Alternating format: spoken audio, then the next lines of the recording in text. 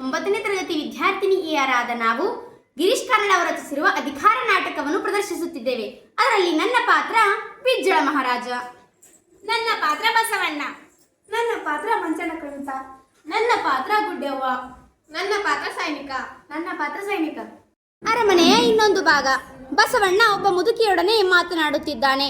ಬಾಗಿಲಲ್ಲಿ 4-5 ಉಳಿಗದವರು ಗುಂಪುಗಟ್ಟಿ ನಿಂತಿದ್ದಾರೆ. ಸೊಸಿ ಇನ್ನು ಸಣ್ಣಾಕಿ ಅಂದಾಗ ನೀನೇ ಜನ ಸಂಭಾಳಿಸ್ಕೊಂಡು ಹೋಗ್ಬೇಕು ಬೇ. ನನ್ನ ಮಾತು ಕೇಳಂಗಿದ್ರ ಅಂತ ಹೇಳ್ತೀನಿ. ನಿನ್ ಮಾತು ಯಾರು ತೆಗೆದಾಕ್ತಾರಪ್ಪ ಬಸಣ್ಣ? ನಿನ್ ದನಿ ಭಾಳ ಚಂದದ ಅಂತ ಕೇಳಿನಿ. ಹೌದಾ? ಮಾದರ್ ಚೆನ್ನಾಗಿದೆ, ಭಾಳ ಚಂದ ಹಾಡ್ತಿ ಅಂತ. ಅಯ್ಯ, ನಿನಗೆ ಯಾರು ಹೇಳಿದಾರದನ್ನ? ಹಂಗಾರ 1-2 ದಿನದ ಮಟ್ಟಿಗೆ ನಿನ್ ಮನೆ ನಿನ್ ಸಸಿ ಕೈಯಾಗ ಒಪ್ಪಿಸು, ಆಕಿ ನೋಡ್ಕೋತಾಳ, ಬಿಡು ಅದನ್ನ. ನೀ ಸಂಗೈನ ಮಹಾಮನಿಗ್ ಬಾ, ಬರ್ತೀಯಾ? ನಿನ್ ಮನೀಗ? ನಾವಲ್ಲಪ್ಪ, ಅಲ್ಲಿ ದಲಿತರನ್ನೆಲ್ಲ ಕರ್ಸ್ಕೊತಿ ಅಂತ ಅವ್ರ ಸಂಗ ಕುಂತು. ಅವರು ಬರ್ತಾರ ಅನ್ನೋದೇನೋ ಖರೆ ಅದ, ಆದ್ರೆ ನಿಂಗೆ ಎಲ್ ಸರಿ ಅನಿಸ್ತದ ಕೂಡು, ನೀ ಹಾಡ ಹೇಳು, ಅವ್ರು ಹಾಡ್ತಾರ. ಆಮೇಲೆ ನಿಂಗೆ ಏನ್ ಅನಿಸ್ತದ ಹೇಳ್ತಿ ಅಂತ. ಆತಾ? ಮಹಾರಾಜಾಧಿರಾಜ ಕಾಳಂಜರ ಪುರಾಧೀಶ್ವರ ಸುವರ್ಣ ಋಷಭಧ್ವಜ ಡಮರು ತೂರ್ಯ ನಿರ್ಘೋಷಣ ಕಲಚೂರ್ಯ ವಂಶ ಕಮಲ ಭಾಸ್ಕರ ತ್ರ್ಯಂಬಕ ಪಾದ ಪದ್ಮ ಮಧುಪ ಶನಿವಾರ ಸಿದ್ಧಿ ಭುಜಬಲ ಚಕ್ರವರ್ತಿ ಬಿಜ್ಜಳ ದೇವರಾಜ ಬೋಪರ ಬೋಪರ. ಬಿಜ್ಜಳ ಪ್ರವೇಶಿಸುತ್ತಾನೆ. ಅವನ ಜೊತೆಗೆ ಬ್ರಾಹ್ಮಣ ಮಂಚಣ್ಣ ಕ್ರಮಿತ. ಬಸವಣ್ಣ ಬಿಜ್ಜಳನನ್ನು ವಂದಿಸುತ್ತಾನೆ. ಹಂಗೈತಿ ನಮ್ಮ ಹೊಸ ಬಿದ್ದಾಳಿ. ಕಿವಿ ತುಂಬಿ ತುಳುಕೋ ಹಂಗಾದ ದನಿ. ಆದರೂ ಮಹಾರಾಜರ ಪರಾಕ್ರಮ ಬಲ್ಲವರಿಗೆ ಸ್ವಲ್ಪ ಅರಕಳೆ ಎನಿಸಿದರೂ ಆಶ್ಚರ್ಯ ಏನೂ ಇಲ್ಲ. ಸಂಸ್ಕೃತ ಹೆಚ್ಚಾತೋ ಏನೋ? ಅಧ ನಂಗೆ ಗೊತ್ತಿತ್ತು ನೀ ಹಂಗಂತಿ ಅಂತ. ಹೊಸ ಶಿಲಾಶಾಸನ ರಚಿಸಿದ್ವಿ, ನಮ್ಮ ಮಂಚನ ಕ್ರಮಿತರು ರಚಿಸಿದ್ರು. ಸಂಸ್ಕೃತಕ್ಕಿರೋ ಗಣತೆಗಾಂಬಿರ ಕನ್ನಡ ಹ್ಯಾಂಗ್ ಬಂದಿತ್ತು? ದಣಿ, ಹಿಂಗ ಬಿರುದಾವಳಿಗಳು ಬೆಳಕೊತ್ ಹೋದ್ರ ರಾಜ್ಯದಾಗ ಸಿಗೋ ಅಷ್ಟು ಕಲ್ಲು ಒಟ್ಟಿದರೂ ಮಹಾರಾಜರ ಶಾಸನಗಳಿಗೆ ಸಾಕಾಗ್ಲಿಕ್ಕಿಲ್ಲ.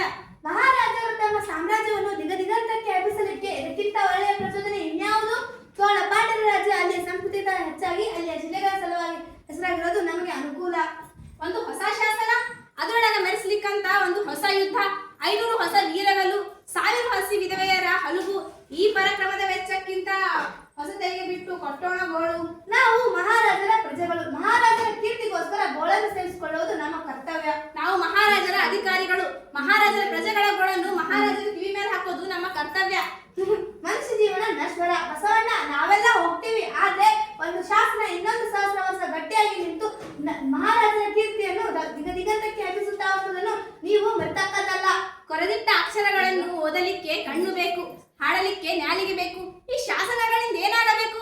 ಹೊರಡಿಸುವ ಅರ್ಥವನ್ನು ಮನುಷ್ಯ ದೇಹ ಹೊರಡಿಸ್ತದ. ಅದಕ್ಕೆ ನಾವು ಮೊದಲ ಮನುಷ್ಯರ ಪರಿವೆ ಮಾಡ್ಬೇಕು. ನೀ ಬಂದ್ರ ಓಲ್ದಕ್ಕ ಒಗ್ಗರಣೆ ಹಾಕ್ದಂಗ ಆಕೈತ್ ನೋಡು. ದಣಿ, ಇವು ಭಂಡಾರ ಇಲಿಕೈ. ನೀವು ನನ್ನ ಮೇಲೆ ನಂಬಿಕೆ ಇಟ್ಟು ನನಗ ಒಪ್ಪಿಸಿದ್ರಿ, ಉಪಕಾರ ಮರೆಯೋದಿಲ್ಲ. ಆದ್ರೆ ಈಗ ವಜ್ಜಿ ಅನ್ಸಕತ್ತೇವ್, ನಾ ಹೊಳ್ ತಗೋಬೇಕು. ನಾ ತಗೊಳ್ಳೋದಿಲ್ಲ ಅಂದ್ರ? ಅರಮನೆಯೊಳಗ ಶಿವಾಲಯ ಐತಿ, ಅಲ್ಲಿ ಲಿಂಗ ಕರ್ಪಿಸಿ ಹೋಗ್ತೀನಿ. 4-5 ವರ್ಷ ಆದ್ವು. ಹಬ್ಬ ಹರಿದಿನ ಬಿಟ್ರ ನೀ ಅರಮನೆ ಹಂತ್ಯಾಕ್ ಹಾದಿಲ್ಲ. ನಾ ಯಾಕಂತೂ ನೀನ್ ಕೇಳಿಲ್ಲ. ಮಹಾರಾಜರಿಗೂ ಬಂಡಾರಿ ಬಸವಣ್ಣನಿಗೂ ಮುರುಗಡೆ ಆಗೈತಿ. ಇಡೀ ರಾಜ್ಯನೇ ಆಡಿಕೊಂಡಾಕ ಹತ್ತೈತಿ. ಹಂಗಿದ್ದು ನಾ ಹೊಳ್ಳಿ ಬಂಡಾರದ ಕೀಲಿ ಕೈ ಇಸ್ಕೊಳ್ಳಿಲ್ಲ. ನಮ್ ಅರಸೊತ್ತಿಗೆ ನಾ ಹಂಗ ಸೀಗಿ ವಚನ ಬರ್ದಿ ನಿಮ್ ಅನುಭವ ಗೋಷ್ಠಿಯೊಳಗ ಹಾಡಿ ನನಗ ಗೊತ್ತೈತಿ. ದಣಿ, ನಾ ಮೊದಲೇ ಹೇಳಿದ್ನಿ, ನಾ ಭಂಡಾರದಲ್ಲಿ ದುಡಿಯೋದು ಬಿಜ್ಜಳ ಮಹಾರಾಜರ ಅನುಕೂಲತೆಗಾಗಿ ಅಲ್ಲ. ಆ ಸಂಪತ್ತು ರಾಜವಂಶದ ಸೊತ್ತಲ್ಲ, ಜನರ ಸೊತ್ತು. ಪ್ರಜೆಗಳ ಪಾಲಕ ಅಂತ ರಾಜನಿಗಲ್ಲಿ ಅಧಿಕಾರ ಐತಿ, ಆದ್ರ ರಾಜನ ಮನೆಯವರಿಗಲ್ಲಿ ಪ್ರವೇಶ ಇಲ್ಲ. ಅದೇನೇ ಇರ್ಲಿ, ನಾ ಕೇಳೋ ಪ್ರಶ್ನೆಗ ನೆಟ್ಗ ಉತ್ತರ ಹೇಳು. ಬೇರೆ ಯಾವನಾರ ರಾಜ ಆಗಿದ್ನಂದ್ರ ನನ್ನಷ್ಟ ಸರಳ ಬಿಡ್ತಿದ್ನೇನು? ಇಲ್ಲ ದಣಿ, ಒಪ್ಕೋತೀನಿ, ಬಿಡ್ತಿರ್ಲಿಲ್ಲ. ಹಂಗಾರ ನಾ ಹೇಳ್ದಂಗ್ ಕೇಳು. ಹುಡುಗಾಟದಾಗ ಆಗಿದ್ದ ಹೋತು, ಮರ್ತ್ ಬಿಡದನ್ನ. ನನ್ ಮಗ ಒಬ್ಬ ಎಬ್ಡ ಅರಿವಿಗೇಡಿ. ಚೇ ಮಹಾಪ್ರಭು, ಏನಿ ಮಾತು? ನಿನಗನ್ಸಿದ್ರೆ ಹೇಳು, ಅವನ ಕಟ್ಟಿ ತಂದು ನಿನ್ ಕಾಲಾಗ ಚಲ್ತೇನ. ನಾನು ರಾಜಕುಮಾರನನ್ನ ಮಾತ್ರ ಯಾಕೆ ದೂರಲಿ? ಅನುಭವ ಗೋಷಿನು ಕರ್ಲಿಕ್ಕೆತ್ತದ, ಇನ್ನು ಮುಂದೆ ಅದಕ್ಕೆ ಅರ್ಪಿಸ್ಕೊಳ್ಳೋಣ ಅಂತಿದ್ದೀನಿ. ನನಗೆ ಸೇರುದಿಲ್ಲ ಅಂದ್ರೆ ಇದು ರಾಜಕುಮಾರ? ಜನರು ನನ್ನ ಮಗನನ್ನು ಯುವರಾಜ ಅಂತ ಕರೆದ್ರೆ ರಾಣಿ ರಂಭಾವತಿಗೂ ನನಗೂ ತೃಪ್ತಿ ಆದೈತು. ಇದು ಇಡೀ ಆಸ್ಥಾನಕ್ಕ ಗೊತ್ತಿದ್ದ ಮಾತು. ಮಹಾರಾಜರು ರಾಜಕುಮಾರರಿಗೆ ಯುವರಾಜ ಪಟ್ಟ ಕಟ್ಟಿದ್ದು ನನಗಂತೂ ಗೊತ್ತಿದ್ದಿಲ್ಲ. ಕಟ್ಟಲ್ಲೋ ಮಾರಾಯ, ಕಟ್ಟಿಲ್ಲ. ಕಟ್ಟಿದ್ರ ನನ್ನ ಹುಡುಕಿ ತಲೆದ ಹುಡುಗರು ಕೇಳ್ಯಾರ, ನಾಳೆ ಕರ್ಕೊಂಡ್ ಬಿದ್ದಾರ ನನ್ ಮ್ಯಾಗ. ಆದ್ರೂ ರಾಜಧಾನಿಗೆ ಒಬ್ಬ ರಾಜಪುತ್ರ ಇರ್ಬೇಕಾದ್ರೆ ಅವನನ್ನ ಯುವರಾಜ ಅಂತ ಕರೆಯೋದು ಒಂದು ಪದ್ಧತಿ. ಒಂದು ಹೊಸ ಪದ್ಧತಿ ಇದ್ದಿತ್ತು ಮಹಾಸ್ವಾಮಿ, ನಾನಿನ್ನು ಕಲಿತಿಲ್ಲ. ಆದ್ರ ಯುವರಾಜ ಅನ್ನೋ ವ್ಯಕ್ತಿಗೆ ಕೆಲವು ಹೊಣೆಗಾರಿಕೆಗಳಿರ್ತಾವ. ಮತ್ ಶುರು ಮಾಡ್ತೇನೀಗ? ಇಲ್ಲ, 15 ವರ್ಷದ ಹಿಂದೆ ಮಾಡುವುದಿಲ್ಲ. ಆದ್ರ ರಾಜ್ಯಭಾರ ಅನ್ನೋದು ಒಂದು ಕಾಯಕ, ಅದು ಹುಟ್ಟ ಬರ್ತಕ್ಕಂತ ಹಕ್ಕಲ್ಲ, ಆಸ್ತಿನೂ ಅಲ್ಲ.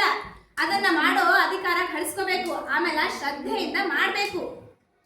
ಅಯ್ಯೋ, ನನಗದೆಲ್ಲ ಗೊತ್ತಿಲ್ಲ ಮಂಚನ ಕ್ರಮೀತ. 15-16 ವರ್ಷದ ಕೆಳಗಿನ ಮಾತು. ಆಗ ನಾನು ಚಾಲುಕ್ಯರ ಸಾಮಂತನಾಗಿರೋದೇ ಮನುಷ್ಯ ಧರ್ಮದ ಪರೋಕ್ಷಮ ತತ್ವ ಎಂದು ನಂಬಿ ಆ ಅರೋಗಡ್ಡಿ ಚಕ್ರವರ್ತಿ ಕೈ ಕೆಳಗೆ ದುಡಿತಿದ್ನಿ. ಆಗ ಬಸವಣ್ಣ ಮಂಗಳವಾಡಕ್ಕೆ ಬಂದ. ಇನ್ನು 20 ತುಂಬಿರಾಕಿಲ್ಲ. ಆದ್ರೆ ಅದೇನ್ ಮಾತು, ಅದೇನ್ ಚಟುವಟಿಕೆ. ಆಗ್ಲೇ ಅಂತಿದ್ದ, ರಾಜಭಾರ ಅಂದ್ರ ಕಾಯಕ, ಅದಕ್ಕ ಯೋಗ್ಯತೆ ಬೇಕು, ವಂಶ ಇದ್ರೆ ಸಾಲ್ದು ಅಂತ. ಖರೇನ ಬಸವಣ್ಣ, ನೀ ಆ ಮಾತು ಹೇಳದೆ ಹೋಗಿದ್ರ ನಾ ಚಾಲುಕ್ಯರ ಕೈಯಾಗಿಂದ ಆ ಪಟ್ಟ ಕಸ್ಕೊಳಕ್ ಆಗ್ತಿದ್ದಿಲ್ಲ, ಕಲ್ಯಾಣದ ಚಕ್ರವರ್ತಿ ಆಗ್ತಿದ್ದಿಲ್ಲ. ಧನ್ಯವಾದ.